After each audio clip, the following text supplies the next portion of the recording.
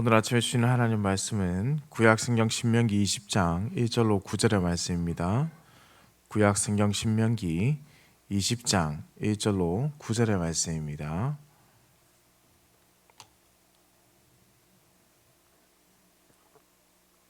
함께 한 목소리로 합독해서 읽겠습니다. 네가 나가서 적군과 싸우려 할 때에 말과 병거와 백성이 너보다 많음을 보일지라도 그들을 두려워하지 말라. 애굽 땅에서 너를 인도하여 내신 네 하나님 여호와께서 너와 함께 하시느니라. 너희가 싸울 곳에 가까이 가면 제사장은 백성에게 나아가서 고하여 그들에게 말하여 이르기를 이스라엘아 들으라. 너희가 오늘 너희의 대적과 싸우려고 나왔으니 마음에 겁내지 말며 두려워하지 말며 떨지 말며 그들로 말미암아 놀라지 말라. 너희 하나님 여호와는 너희와 함께 행하시며 너희를 위하여 너희 적군과 싸우시고 구원하실 것이라 할 것이며 책임자들은 백성에게 말하여 이르기를 새 집을 건축하고 낙성식을 행하지 못한 자가 있느냐? 그는 집으로 돌아갈지니 전사하면 타인이 낙성식을 행할까 하노라. 포도원을 만들고 그 과실을 먹지 못한 자가 있느냐? 그는 집으로 돌아갈지니 전사하면 타인이 그 과실을 먹을까 하노라. 여자와 약혼하고 그와 결혼하지 못한 자가 있느냐? 그는 집으로 돌아갈지니 전사하면 타인이 그를 데려갈까 하노라 하고 책임자들은 또 백성에게 말하여 이르기를 두려워서 마음이 허약한 자가 있느냐? 그는 집으로 돌아갈지니 그의 형제들의 마음도 그의 마음과 같이 낙심될까 하노라 하고 백성에게 이르기를 마친 후에 군대 지휘관들을 세워 무리를 거느리게 할지니라. 아멘. 가나안 입성을 앞두고 있는 이스라엘에게 하나님은 전쟁에 관한 지침을 내리고 계십니다. 이는 단순히 이제 가나안 정복에만 국한되는 것이 아니라 앞으로 들어가서 정착할 그 땅에서 주변 국가들과 전쟁할 때 그때에도 동일하게 적용되는 말씀이라 할 수 있습니다.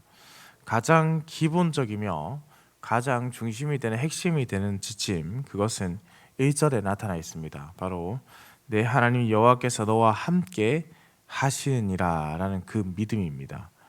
하나님이 이스라엘과 함께 하시는 한 그들은 그래서 두려워할 필요가 없는 것이죠. 전쟁을 맞이할 그들은 그래서 두려움이 아니라 하나님이 나와 함께 하신다는 믿음으로 나아가는 것입니다. 1절 말씀을 자세히 보시면은 그래서 다양한 상황이 연출되고 있음을 알 수 있습니다. 너희보다 많은 적군, 말과 병거 그것이 온다고 할지라도 두려움이 아니라 하나님이 나와 함께 하신다는 믿음으로 나아가야 한다는 것이죠. 어떤 상황이든 전쟁 가운데 가장 중요한 것은 너희보다 많은 적군 말과 병거가 온다 해도 그렇다면 동시에 많은 적군이 올 때 많은 수의 군대를 거느리거나 많은 말과 병거를 모아서 임하는 것이 아니라 하나님이 나와 함께 하신다는 믿음으로 나아가야 한다는 것입니다. 하나님은 전쟁을 하는 이스라엘과 함께 하신다는 것을 상징하여 기억하기 위해서 군대가 결성되게 되면은 제일 먼저 제사장이 군대를 격려하는 말씀을 선포하라 하셨습니다. 3, 4절의 말씀입니다. 이스라엘아 들으라. 너희가 오늘 너희의 대적과 싸우려고 나왔으니 마음에 겁내지 말며 두려워하지 말며 떨지 말며 그들로 말미암아 놀라지 말라. 너희 하나님 여호와는 너희와 함께 행하시며 너희를 위하여 너희 적군과 싸우시고 구원하실 것이라 할 것이며. 이스라엘이 하는 전쟁은 일반적인 전쟁은 아닙니다. 여호와의 이름을 가장 그 중심에 두는 전쟁입니다. 고대 근동에서 나라들이 전쟁을 할 때에 전쟁의 승패는 그 나라의 섬기는 신들의 강함에 달려있다라고 생각했습니다. 그런데 이스라엘은 군대의 가장 크고 센 것으로 승부하는 것이 아니라 오직 참되시고 유일하신 신 여호와 하나님의 이름을 가지고 나아가는 것이죠. 그래서 이 전쟁이라는 것은 일반적인 전쟁이 아니라 그래서 거룩한 성전이 되는 것입니다. 하나님의 이름으로 하는 전쟁이죠. 그래서 이 성전은 반드시 하나님께서 앞서가셔서 이스라엘의 대적을 먼저 치시는 것이고 그들에게 승리를 주시는 분이 하나님이시다라는 것을 확신함으로 나아갑니다. 그러니 이 확신은 결코 두려움으로 이어질 수 없는 것이죠. 이렇게 제사장의 선포가 끝나면 이 책임자들이 전쟁에 참여시키기에 적합하지 않은 사람들을 선별하여서 집으로 돌려보내는 작업을 합니다. 여기서 이 책임자들이란 아마도 군사를 지휘하는 어떤 장교적인 느낌이 있는 것이죠. 이들은 백성 중 군대를 일으키는 어떤 민간인들이나 군대에 대해서 기록하는 직분을 받은 또한 레위 사람이라는 또 추측을 하는 분들도 있습니다. 이들은 각 지파별로 선출된 사람으로 국가가 전쟁을 해야 할 때 장정들을 동원하는 역할을 맡은 자들이죠. 그래서 장교로 보아도 좋지만 개역 개정에 따라서 책임자라는 표현이 더욱 좋은 것으로 보입니다. 이들을 선별할 때 네 가지 조건이 있습니다. 이 네 가지 조건 중에 하나에 해당하면 전쟁에 참여하는 데에도 적합하지 않기 때문에 돌려보내야 합니다. 새 집을 건축하고 낙성식을 행하지 못한 자, 포도원을 만들고 그 과실을 먹지 못한 자, 여자와 약혼하고 그와 결혼하지 못한 자, 두려워서 마음이 허약한 자입니다. 새 집을 건축하고 낙성식을 행하지 못한 자, 새로 집을 지어서 그 집에 살아보지도 못한 사람입니다. 사람이 심혈을 기울여서 어렵게 집을 짓고 그 집에서도 살아보지도 못한 채 전쟁에 가야 한다면 얼마나 마음이 불편하겠습니까? 그래서 이런 사람은 전쟁에 데려가지 말고 집으로 돌려보내서 새로운 집에서 충분히 시간을 보낼 수 있게 하라는 것이죠. 포도원을 만들고 그 과실을 먹지 못한 자, 레위기 19장 23절에서 25절에 이런 기록이 있습니다. 너희가 그 땅에 들어가 각종 과목을 심거든 그 열매는 아직 할례받지 못한 것으로 여기되 곧 3년 동안 너희는 그것을 할례받지 못한 것으로 여겨 먹지 말 것이요 넷째 해에는 그 모든 과실이 거룩하니 여호와께 드려 찬송할 것이며 다섯째 해에는 그 열매를 먹을지니 그리하면 너희에게 그 소산이 풍성하리라. 나는 너희의 하나님 여호와이니라 라는 말씀이 있습니다. 농부는 그래서 3년 동안 과실을 따서는 안 됩니다. 그리고 4년째 열매는 첫 수확의 열매로 하나님께 모두 드렸습니다. 5년째야 비로소 과실을 즐길 수 있는 시기가 왔는데 하나의 과실을 얻기 위해서 이렇게 큰 노력을 하고 온갖 노력을 수고를 했는데 노력의 결실을 맞이하기 전에 전쟁에 나아가게 된다면 그 마음이 너무나도 슬플 것을 아플 것을 아는 하나님의 의도를 볼 수 있는 것이죠. 여자와 약혼하고 그와 결혼하지 못한 자라고 합니다. 그 당시 약혼의 개념은요, 사실 지금의 약혼의 개념과는 또 차이가 좀 있습니다. 과거에 약혼을 했다는 것은 신부의 아버지에게 그 신부에 대한 몸값을 지불해야 하는 과정을 다 거쳤다라는 것을 의미합니다. 그래서 이미 그가 결혼한 것이나 다름이 없습니다. 그런데 아내가 될 사람이 옆에 있음에도 불구하고 전쟁에 나가게 된다면 너무나 잔인한 일이 되는 것이죠. 그래서 이 여인은 아무런 결혼도 하지 못한 채 외로움에 이제 죽어갈 수밖에 없는 것입니다. 그래서 가정의 행복을 지키기 위해서 이러한 규정을 또한 세웠다고 볼 수 있습니다. 두려워서 마음이 허약한 자, 앞서 세 가지는 모두 전쟁에 나아가는 당사자들의 상황을 배려하는 차원에서 주어졌다면 이 규정은 전쟁을 떠나는 군인들을 그 모인 군인들을 향한 배려로 보입니다. 군에 겁에 질린 사람이 섞여 있으면 사기가 저하되기 때문입니다. 몇 해 전에 개봉했던 영화 중에 이순신 장군의 일대기를 담은 담은 영화가 있었죠. 그때 일본군 장군이 이순신 장군이 함께 싸웠던 그 거북선을 두고 두려움에 떠는 일본인들을 무참히 죽이는 장면이 나타납니다. 그리고 그가 이런 표현을 사용했습니다. 두려움은 전염병이다. 이런 표현을 사용했었습니다. 두려움이라는 것은 믿음을 흔들리게 하는 것이죠. 그래서 군에 있는 사람들이 그 흔들림을 가지기 때문에 오지 못하게 돌려보내는 것입니다.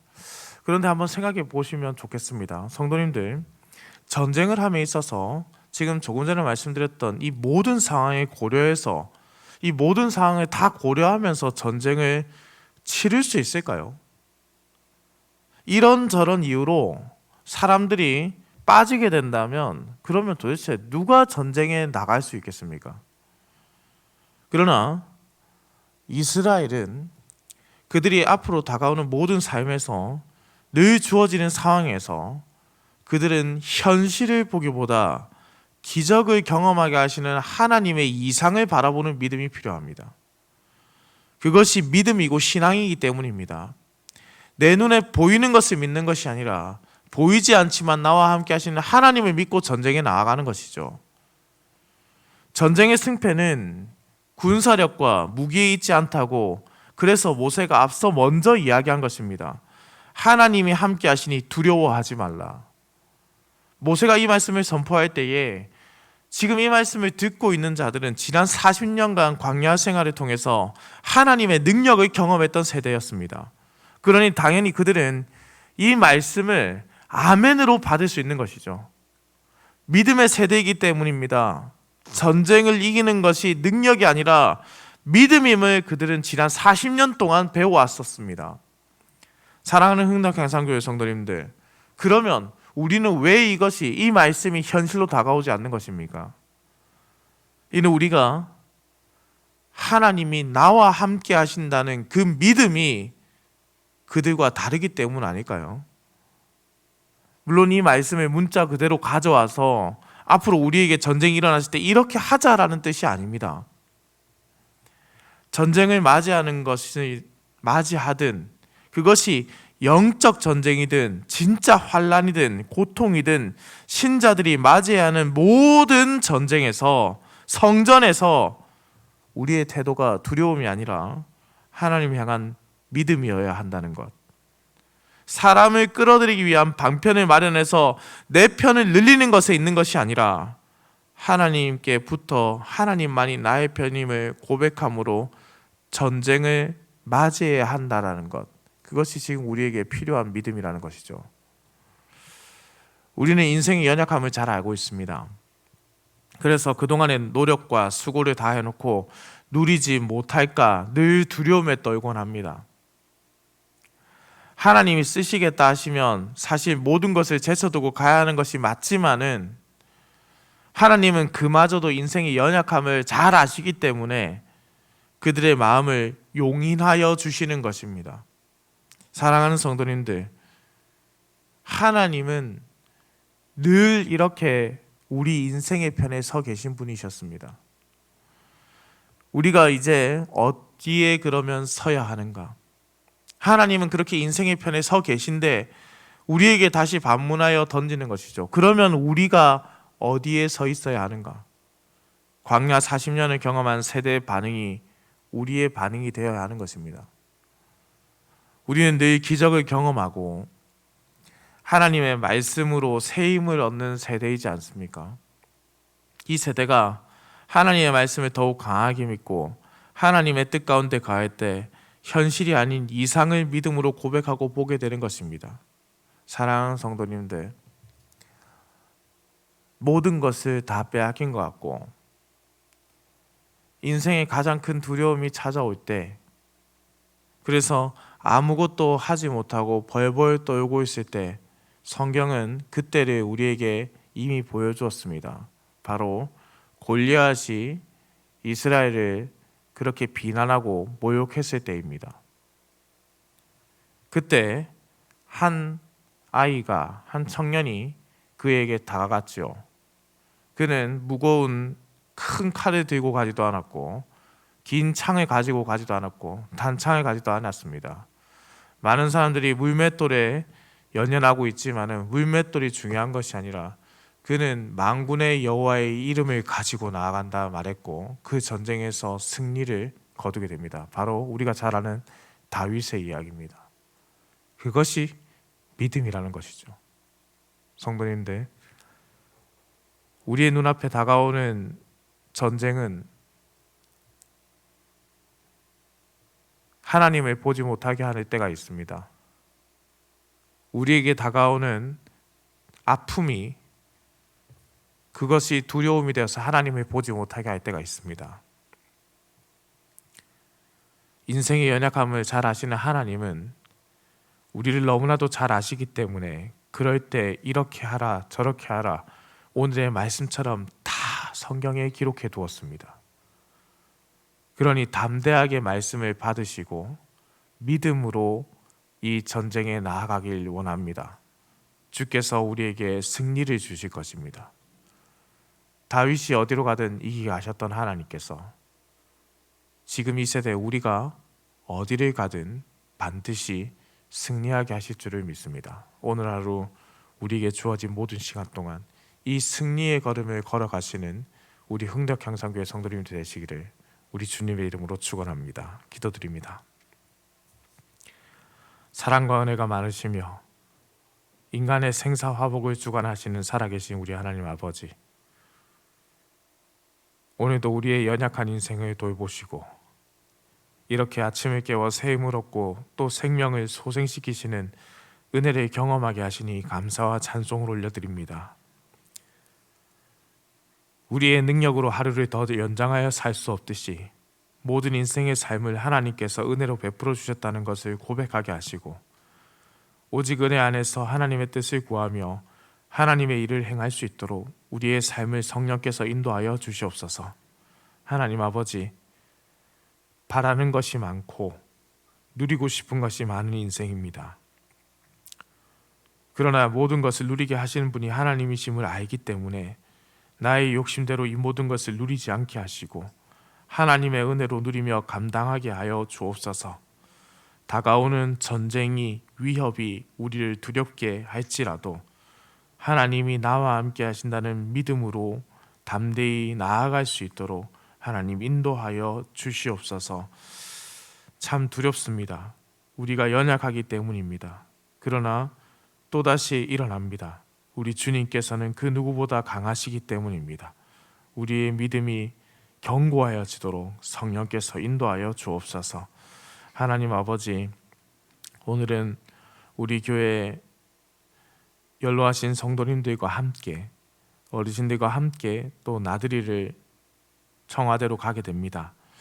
하나님 아버지, 우리 교회 성도님들 주께서 부르시는 날까지 강건한 육신과 정신을 허락하여 주시고 하나님께서 늘 함께 하셔서 다리에 힘을 불어넣으시고 팔에 힘을 불어넣으시고 늘 강건하게 하나님 바라며 주의 말씀을 볼 수 있는 밝은 눈을 또한 허락하여 주옵소서.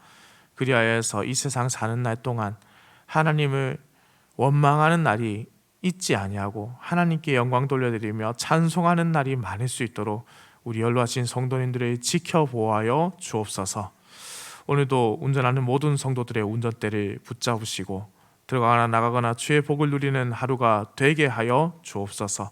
감사드립니다. 살아계신 우리 주 예수 그리스도의 이름으로 기도드립니다. 아멘.